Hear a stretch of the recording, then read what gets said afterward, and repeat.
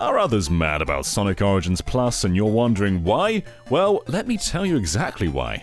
First off, I'm really happy the game's finally getting a physical release, and playing as Amy officially in the classic games is awesome.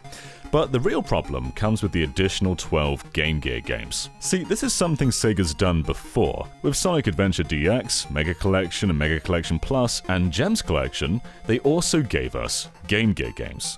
So what's the problem with that? Well, while it wasn't particularly popular in America, there was another system that received the exact same games as the Game Gear, and that was the Master System. This was Sega's home console before the Genesis or Mega Drive. Now, it's worth noting not every game came to the Master System, but a good chunk of them did. And while Game Gear has exclusives like Triple Trouble, Drift 1 and 2, Sky Patrol, Tails Adventure, and Sonic Labyrinth, the Master System did get Sonic Chaos, Mean Bean Machine, Spinball, and in Brazil, Sonic Blast. So half of the 12 Game Gear games in Sonic Origins Plus were also on Master System, and they were much better there. The Master System and the Game Gear have extremely similar hardware, but the main difference when it comes to the games themselves is screen crunch.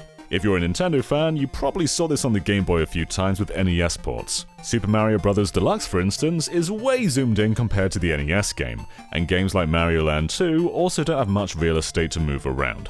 It is better to have big sprites on a small screen. The problem is these Sonic games were actually designed for the Master System, and there's some very easy ways to tell that.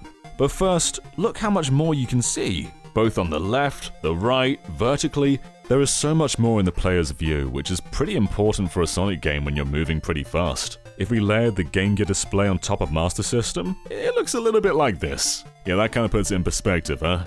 Now, one reason that some people believe that the 8-bit version of Sonic 2 is a bad game is the first boss. Many players just didn't make it past this boss.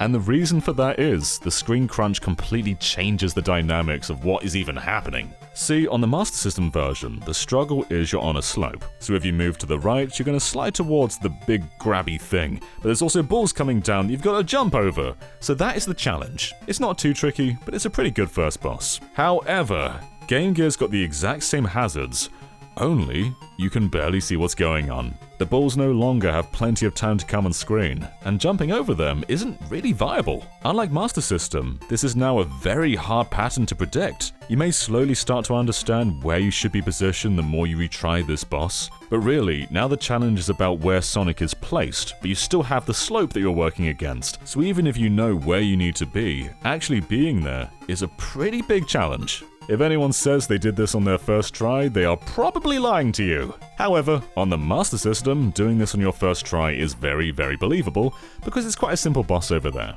But this screen crunch permeates across the entire playthrough. Sometimes there's a bed of spikes that you can't see on Game Gear, and you can just about see them on Master System, but that's an entire pit of hazards just blocked from the player's view. So the reason people are upset about Sonic Origins Plus is because it would have been so simple just to include the Master System versions. And it is true a bunch of these didn't release in North America, but there's no reason that they couldn't have gone for these. Even if you go for the European ROM, which is 50Hz, it's not optimized for 50Hz, so if you've got a modified system like I do here, you can flick a switch and all of a sudden it's full speed 60Hz. But the only reason I can think of that they didn't is because they believe most people are familiar with the Game Gear, which, while maybe a solid argument in North America, it is not a very convincing argument for options. There's no reason that they couldn't have had Game Gear and Master System ROMs. These are very tiny games after all, but it is far from the first time because Sega has never actually re-released the Master System games outside of Wii Virtual Console, and that is long dead. Maybe with the outcry, Origins Plus will get patched with these ROMs? I hope so, but for now we're stuck with the inferior, screen-crunched Game Gear versions. Anyway, if you were confused, hopefully you are not now. I hope you are now an 8-bit Sonic scholar. Let us know what you think about them going with the Game Gear versions, and I will catch you another time. Bye everyone!